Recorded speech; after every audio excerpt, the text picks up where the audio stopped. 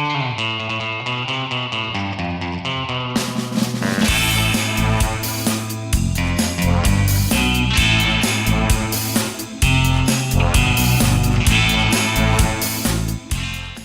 welcome back to the Knife and Fork Show after an extended absence. We've missed you. We hope you've missed us.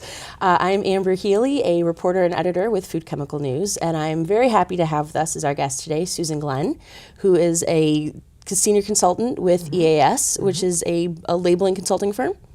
They do consulting for all kinds of things, not just labeling. Not just labeling. That is correct. But labeling is your area of expertise. That is correct.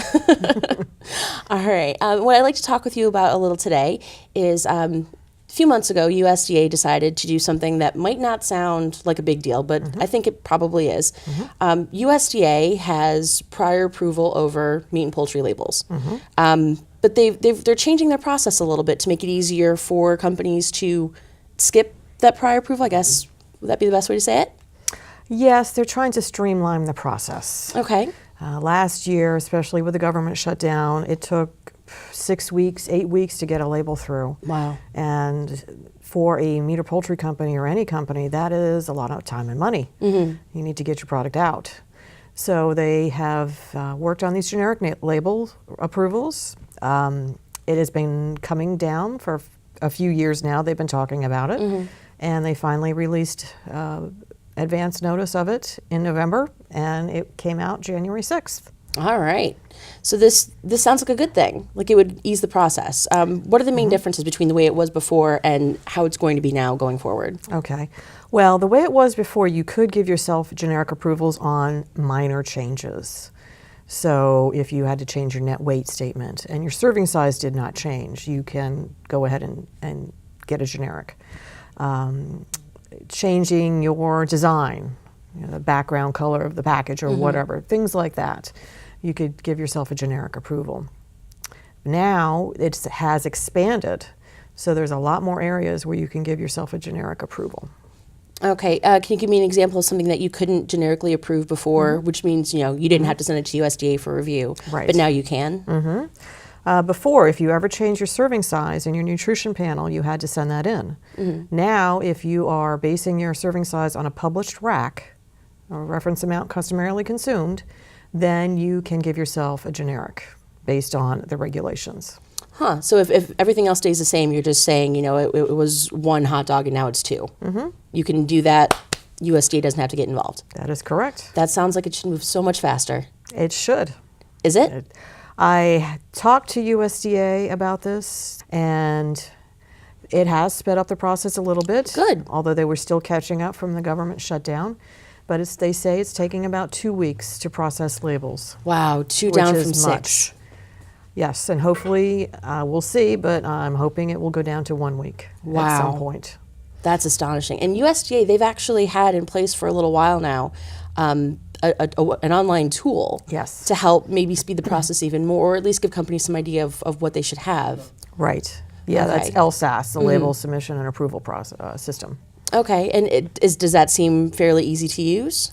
It is. There were some bumps in the beginning, but everything seems to have smoothed out. Oh, that's good. Yes. Things happen, but if it's working the way it's supposed to, I would imagine everybody's happy. Yes, and and hopefully in the next few years they will increase its viability by hopefully putting in a smart check system or something so that it's a little more automatic for them and they don't have to spend as much time. One person doesn't have to spend as much time on a label. Sure. USDA was also moving towards full electronic submission. From what I understand, it still has to be paper, but they're moving towards the electronic? No, LSAS is electronic submission. So no more paper forms. They are still accepting paper forms. Okay. They cannot exclude that because there are some companies that are not set up, very small companies that may not have the resources to submit it electronically. Okay.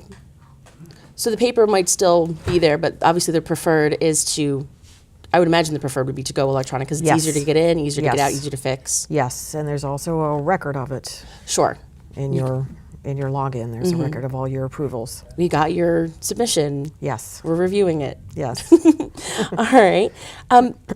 The industry, obviously, I would imagine, would be very happy because if you can generically approve something, you can move that product faster. Have there been any challenges or any problems that have come up as a result of this change? I think it's too soon for that, but there have been, companies have talked. The bigger companies are very happy about that because they usually have a staff, they know what they're doing. So now that they can get their products through faster, their new products out to market. Some companies, the smaller ones, are a little wary about it because they are not as up to snuff with all of the regulations. So, it's varied. But hopefully USDA will have some kind of a auditing process in the future to make sure everything is what it should be. Okay. Because I imagine a bigger company might have a labeling expert on staff. Yes. And you can go and ask a question and it's done.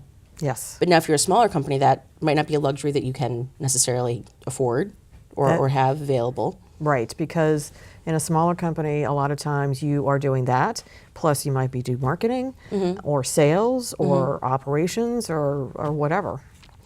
Everybody has to wear 50 different hats and become a jack of all trades, as it were. Yes. That would be difficult, I would imagine. What kinds of questions, if you're getting questions from clients on how this works, or what, I used to do this, now I can do this, what can I do? What are you hearing? It's just basic questions. I'm doing this now, and I had a question the other day about a serving size. Oh. I am changing my serving size. Is I can give myself a generic now, right? Yes, you can, as long as as long as it's according to the regulations. And there's probably, still some uncertainty. You don't want to, assume that everything it's open season. I can generic everything. Hopefully, people are not thinking of it that way because we may have some problems if they do. And I'm assuming what would be the problem? Let's say I decide that I can generically approve something on my label, and I send it out. Would an inspector catch a problem? Is it something that would be found, at a grocery store? What are the possible problems that could come up? Well, the inspector may be the one that catches it because the inspector will go around while the product's being made, and if it's on his task list, he will double check the labeling with what's being made and the approval and the incoming ingredients and so on. So it could be caught there. If it's not caught there, it could be caught in the marketplace. It could be by somebody else from another company. It could be by a consumer. Could be by somebody at USDA that bought the product. So. And what happens then? The company will be contacted by USDA. And depending on the infraction, they may have to recall their product. That's a very serious one. Sure. And their approval may be rescinded. Or they might just get a temporary to fix a label. It all depends on how big an infraction it is. Is there a time limit on how long you can use a temporary label? You can use it anywhere, depending on what USDA will give you, up to 180 days. Okay, so that gives you a little breathing room to get everything in order. Yes. All right. You mentioned that inspectors are, now checking labels, or that they've been checking labels. Now there's sort of an extra pressure, an extra weight on them to make sure that the labels that are going out that have been generically approved are eligible for generic approval. But these are men and women who spend a lot of their time looking at, safety concerns and microbial testing. Right. Have there been any, is there a possibility for, things to go a little sideways? If you're asking someone who's been doing a completely different kind of job to now look at a label and have to know what you can and can't do? Well, they've been checking labels all of this time. It does come up on their HACCP list. And it's basically to make sure that the ingredient statement and other things on the label match what is really being used on the floor in the plant. So that is not new. As far as a generic part, they are supposed to be getting some training on that. When that is, I am not sure. Okay. So for now, we're just all sort of hoping, and we're learning as we go. That is correct. That is correct. Okay. Well, Susan, thank you so much for being here. We're actually going to keep you for a little bit longer. Okay. Because those aren't the only changes happening to food labeling. FDA has just announced some big changes, and we'll be back to discuss that in a minute.